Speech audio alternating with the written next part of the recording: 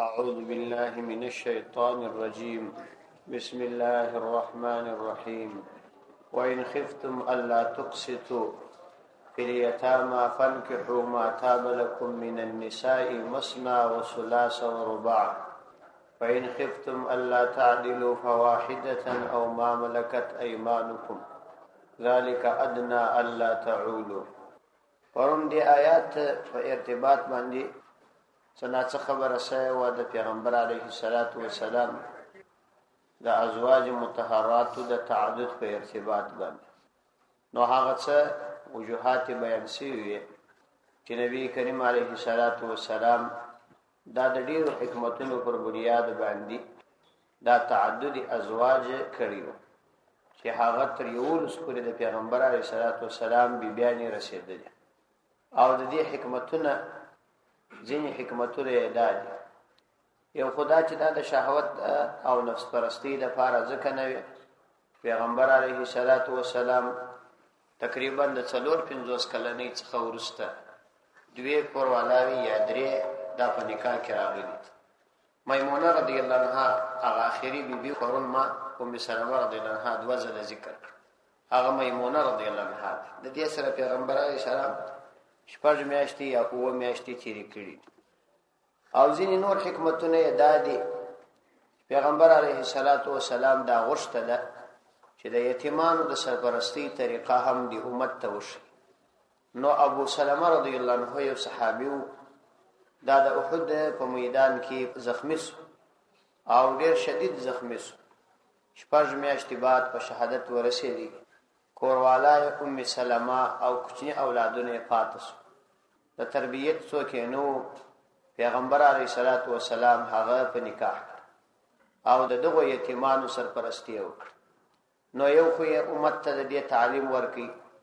چې تاسو به د دغسې یتیمانو سرپرستی څنګه کوئ. نو حضرت عمر د حضرت ابو سلمه رضی الله عنه زوی دی. دی وایي زه ډېر کوچنی وم چې پیغمبر علیه الصلاة والسلام سره به مې یو ځای ډوډۍ خوړله. زما لاس په کاسه کې یو طرف او بل طرف ته ګرځېدي. نو پیغمبر علیه الصلاة والسلام راته وویل چې یا غلام ای هلکه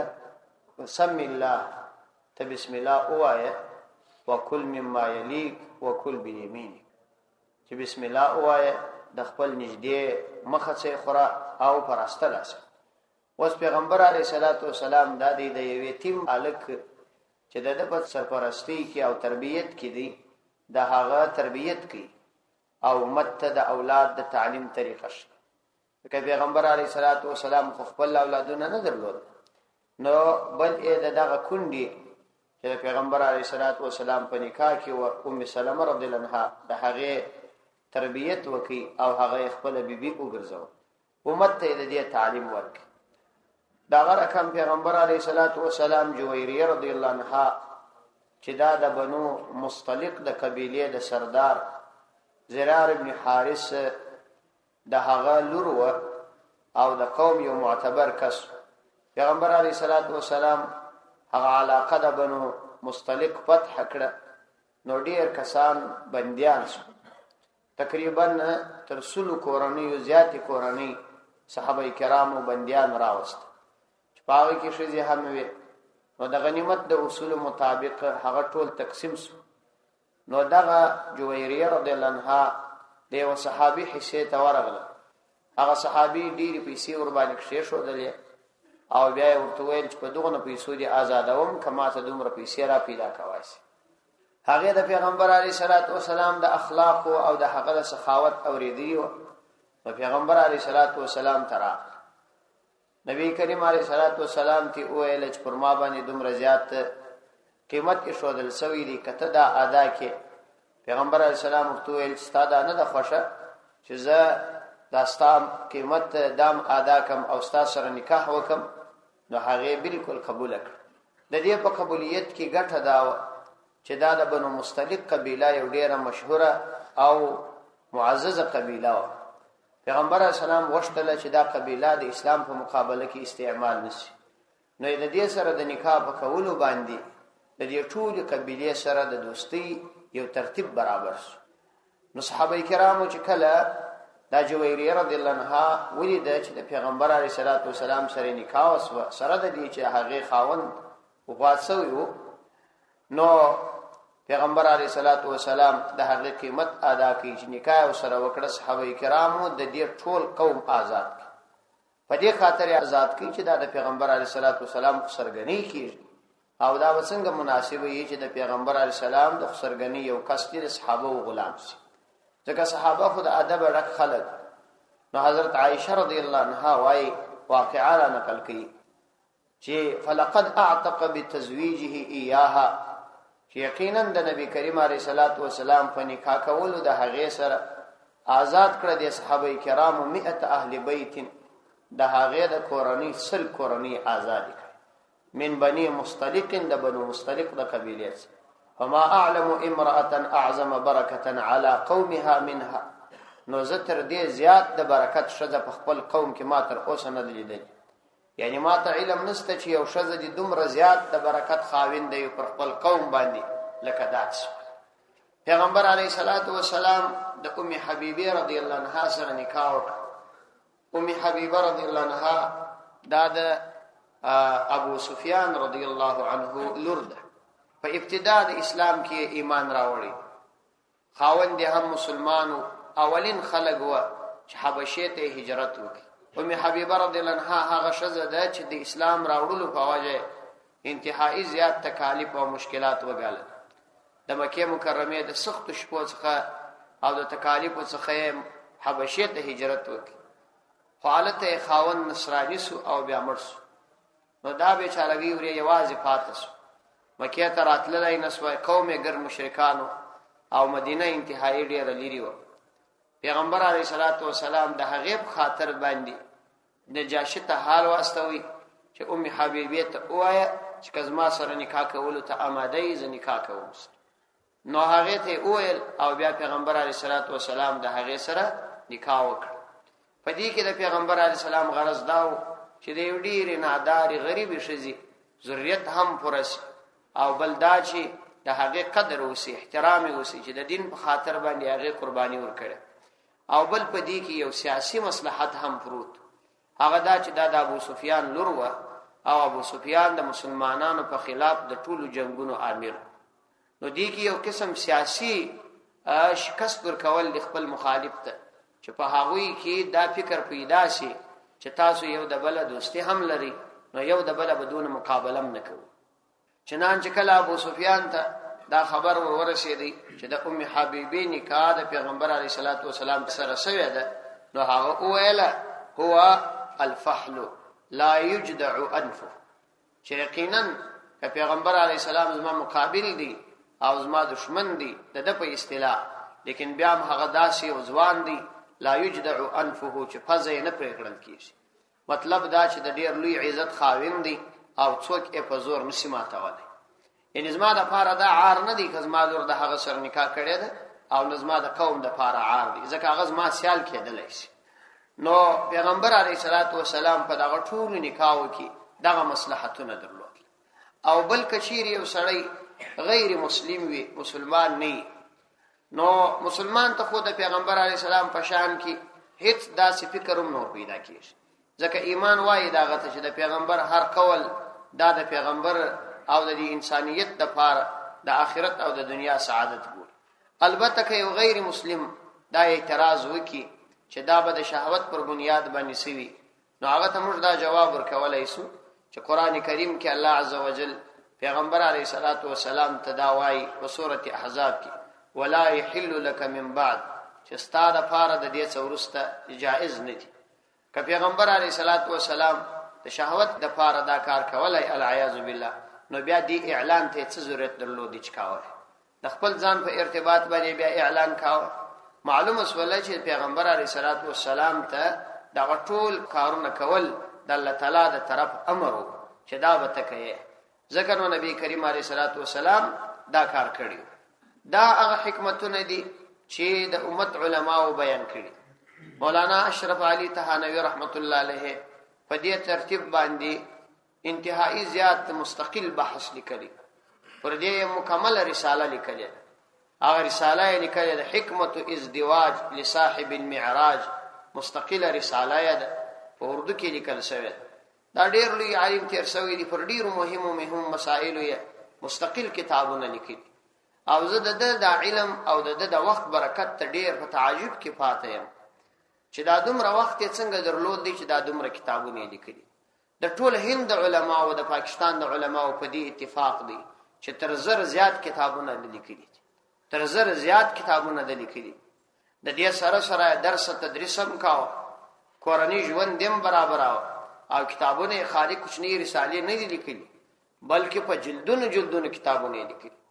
پر مثنوی باندې یو کتاب لیکلی دی د کلید مثنوی په نامه باندې په 10 ټکو کې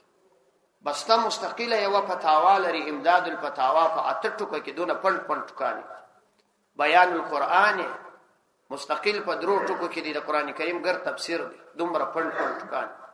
به خټیر کتابونه لیکلي یا سړی په تعجب کې ورته پاتې کیږي نو دا حدیث ما تر آیات چې من کان لله کان الله له څوک چې د خدای سي خدای د دسي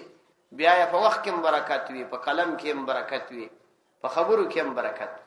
الله تعالی داسې انسان ګرځولي دغه ټولي خبرې لیکل شي چې در خلای خبره راایستلې ده ټولي لیکل شي یوازې د مولانا اشرف علي تانوي رحمه الله د حکیم الامت ملفوظات په شپېته کې په اویا جلد کې راوتي د ملفوظات د خبرې خطبات دا ګر لیکل شي نو دا د الله تعالی عزت ته شی چاته ورکی هغه په دې ارتباط باندې مستقل کتاب لیکلی دوه مسله د دې مبارک آیات څخه دا راوتل چې الله تعالی د تعدد ازدواج اجازت و د امت د نبی کریم علیه الصلاۃ والسلام ورکړي چې تاسو 2 3 4 کوروالایو په نکاح کولای شئ کم سړی چې پرځان باندې غالب یقین داوي چې زب عدل وکولای سم غالب ګمانې وي هغه ته دا منعنه ده چې 2 یا 3 یا 4 کوروالایو وکي پدې کې هم مولانا اشرف علي تانوي رحمه الله مستقل کتاب لیکلی او د دې حکمتونه یې بیان کړي حکم یې دا بیان کړي دي چې نارینه د قوت په اعتبار باندې تر شذي قوي دي او بل دا چې د پیدایش او خلقت په اعتبار باندې شذي تا تر نارینه وډي دي او بل دا چې نارینه په عمومي حالاتو کې په شهادت باندې رسیږي یا زخمیان کیږي یا نور مشکلات پر تپیشي او شذي عموما دغه مشکلات سره نه مخامخ کیږي قبیل فرض یو نارینه 2 یا 3 کوروالایو په نکاح نه کې او ټول نارینه په یو شذ باندې اکتفا وکي نو په دې صورت کې ډیر شذي به سرپرسته پات حالانکه دا تجربه ده ټول خلک په دې باندې خبر وي چې په یو کور کې شذي تر نارینه وډيري خصوصا جونی بیا زموږ استاد په وسنی عصر کې نو د دې په خاطر باندې شریعت د دې اجازه ورکړي او بل دا چې د نارینه په مزاج او طبيعت کې دا شهوت په ټولو موسمو کې وایو قسم وي لیکن په شذو کې دغه نفسانی یا شهوانی قوا دا د اولادونو د پیدایش وروسته ضعیف کیږي کمزوري کیږي دا غرانګ د موسمو په تبدیلی سره هم دا په هغوی کې کمزوري کیږي نو نارینه او ته شریعاً چې د دې اجازه ورکړ شوې دي ځینې حکمتونه یې دي البته کچا عدل نسوي کولای نو په هغه صورت کې دا هغه د پاره بیا یوازې په یو شذ باندې اکتفا کول پکار دي یا هغه منځه چې هغه په شرعي ضابطه او قانون د منځه بلل کیږي نو دا به په هغه صورت کې کسړي عدل نسوي کولای ظلم جنې کېږي ظلم په هغه شان کې چې هغه حقوق واجبه دي یعنی کوم شان چې واجب دي چې شباشي ده او دا غرنګه نفقه ده او کور دی او لباس دی پدې کې بدې د دې شودو تر مابین د خپل کوروالا او تر مابین تفرقه نه کوي بلکې هغه تبع هغه شرعي اصول مطابق خپل حق هر یوې ته ورکوي البته کوم شان چې د انسان په اختیار کې نه لکه د زړه محبت د چا سره دا د انسان د اختیار وتلی دي پدې کې بیا عدل نشي کېدل چنانچه نبی کریم علیه الصلاۃ والسلام به کله چې د خپل کوروالا سره ټول حقوق د هغوی پوره کوله او کاملا د هغوی در مابین عدل کاو بیا به امداد دعا کول اللهم هذا قسمي اے الله دا زما تقسیم دی چې ما وک فيما املكو چې زه مالک و ما دغه تقسیم وک فلا تلمني نو اے الله ما ملامت و فيما تملكو ولا املك نو تمام ملامت و فاغه کې چې ته د هغه مالک یعنی ته اختیار لري او زه ملکیت نه لرم، زما د زړه څخه د اختیار او تلې خبر. نو دا د زړه میلان کوي و طرف ته وي او سړی ظاهري اظهار ونه کی، یعنی ظاهره کې علائم ښکارا نسی، په دې باندې بیا سړی الله تعالی نه رانیسي. دا د سړي د خپل اختیار او تلې. لیکن که زړه د میلان ظاهري علائم هم ښکارا سو، نو بیا دا اختیاري عمل ګرځي. نو بیا په هغه صورت کې الله تعالی دا بنده رانیسي، دا منع کوي. دی امت الله تعالی فرمای ولن تستطيعوا ان تعدلوا بين النساء. تاسو طاقت نه لري، دا په دغه سورته نساء کې د آیات راځي چې تاسو طاقت د دې هیڅ کله نه لري چې تاسو د شذو تر مابین اعتدال وکړي. دغه آیات څخه مراد هغه د زړه د میلان اعتدال دی چې دا څوک نه لري. دلته یو جاهل دی په رادیو کې کښینی دا یو ورځ دغه آیات وایي ول د دوی درې شذې دا جایز نه دي، ځکه چې دغه آیات کې دا راغلي چې ولن تستطيعوا ان تعدلوا بين النساء. دای په دې نه پیږي بیا چارهږي چې قران کریم د آیاتونو تر مابین تعارض نه وي، چې دلته الله تعالی وايي تاسو طاقت نه لرئ، نو الته امر ولیکي چې پن کې حما تاب لكم من النساء مثنى وثلاث ورباع. دا ځانونه چې به ځای مفسرین جوړ کړي او په هیڅ نه پیږي دا امت هم گمراه کوي. او حدیث کې راځي پیغمبر علیه السلام فرمایي دا چې خلک به در تراشي چې دا چې خبري به تاسو ته وایي چې نه به تاسو اوریدلی نه به پلرونو اوریدلی، نو دا به جاهلان خلګي او خلک به د سمو علماو څخه صرف نظر سي، سمو علما به کم سي، بار به خلک را ولاړ سي، دا جاهلان به مفتیان وګرځي. نو فضل و ضل نو دی خو هم گمراهان وي، هغه نور به هم گمراهان هغه دغه وسله دغه جاهل په دې خبره باندې څوک عمل وکي، نو خو دې دا معنا د امت په زرهاو کلونه او د امت په لکهاو په مليونونو علما صحابه چې پر دې تیر شوی دي چې دوی یا درې کوروالا وی هغه ګروپ د قران خلاف کار کړی. دا څومره جهالت. صحابه کرام رضی الله عنهم کې ما انتهایی زیات کوشش وکړي دي.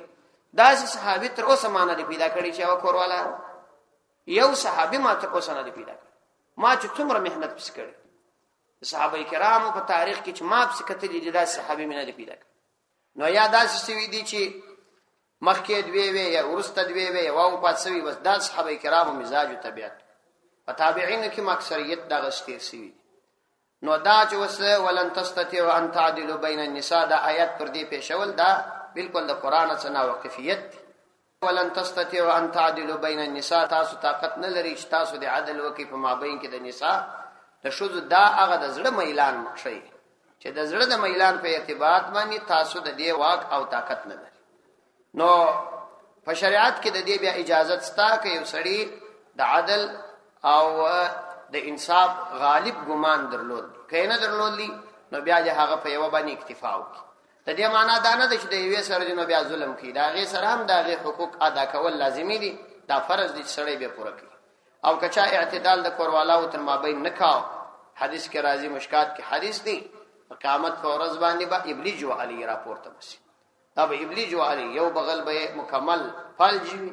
او دا به په دغه حالت کې د حشر میدان ته راځي. الله دې موسی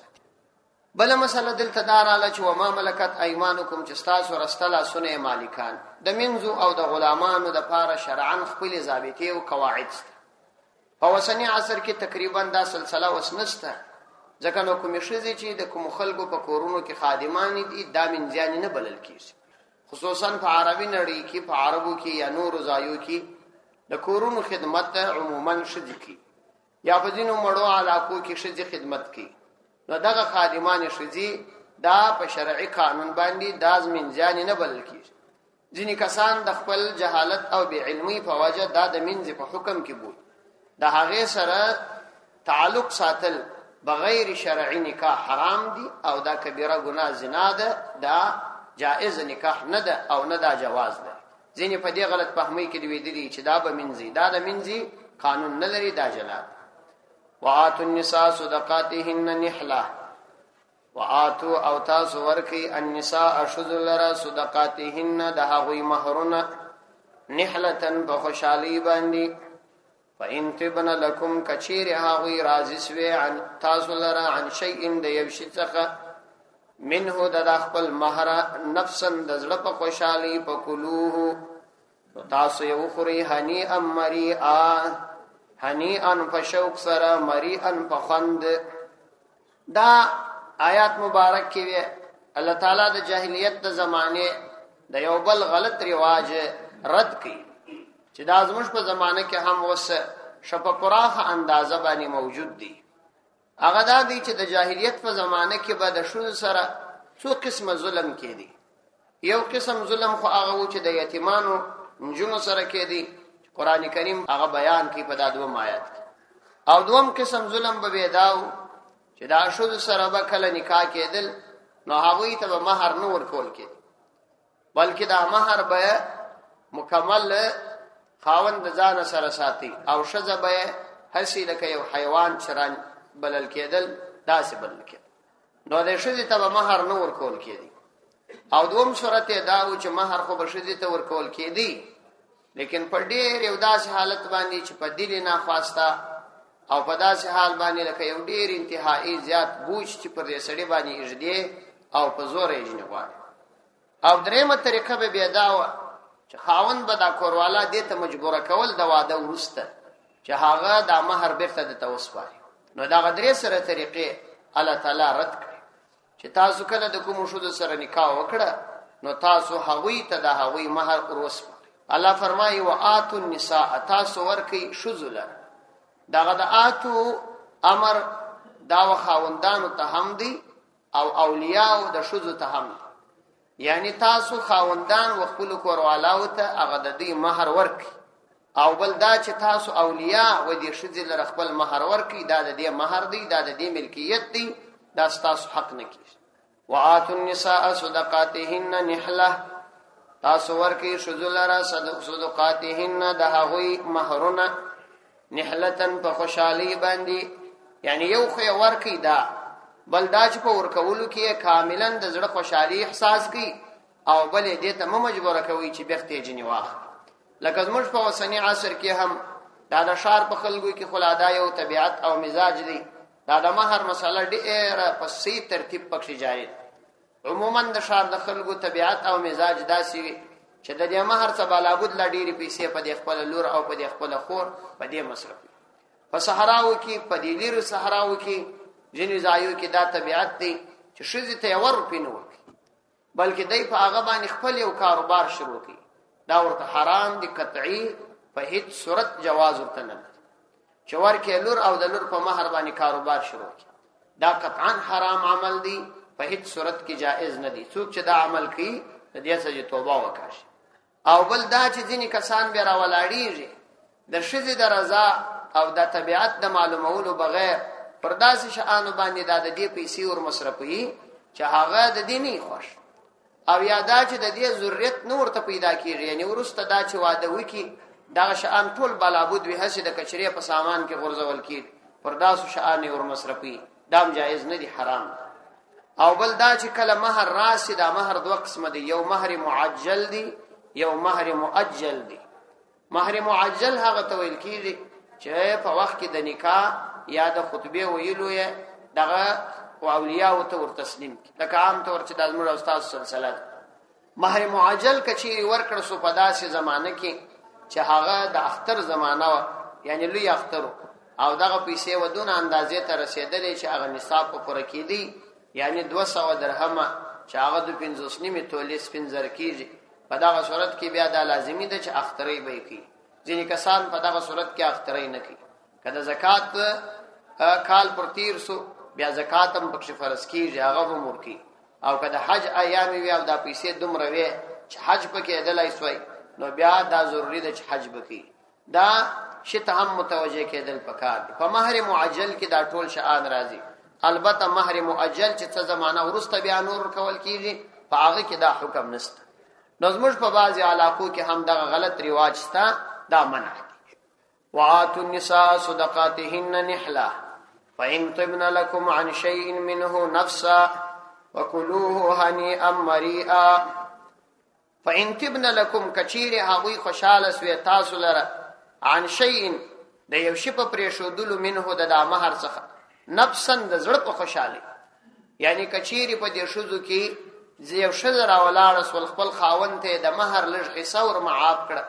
او یا یې ټوله ور معاف کړي، لیکن و بطیب النفس د زړه په خوشحالۍ باندې فکلوه نو بیا یې تاسو اخورئ هغه هنیئا په شوق او سره مریئن په خوند یعنی په خوراک کې کوم تکلیف بیا مې احساسوي بیا تاسو ته خوراک جائز دي بے زحمت یې خوري لیکن هو دا ضروری ده چې دا غور کړه بده دي شذي دا د زړه په خوشحالي باندې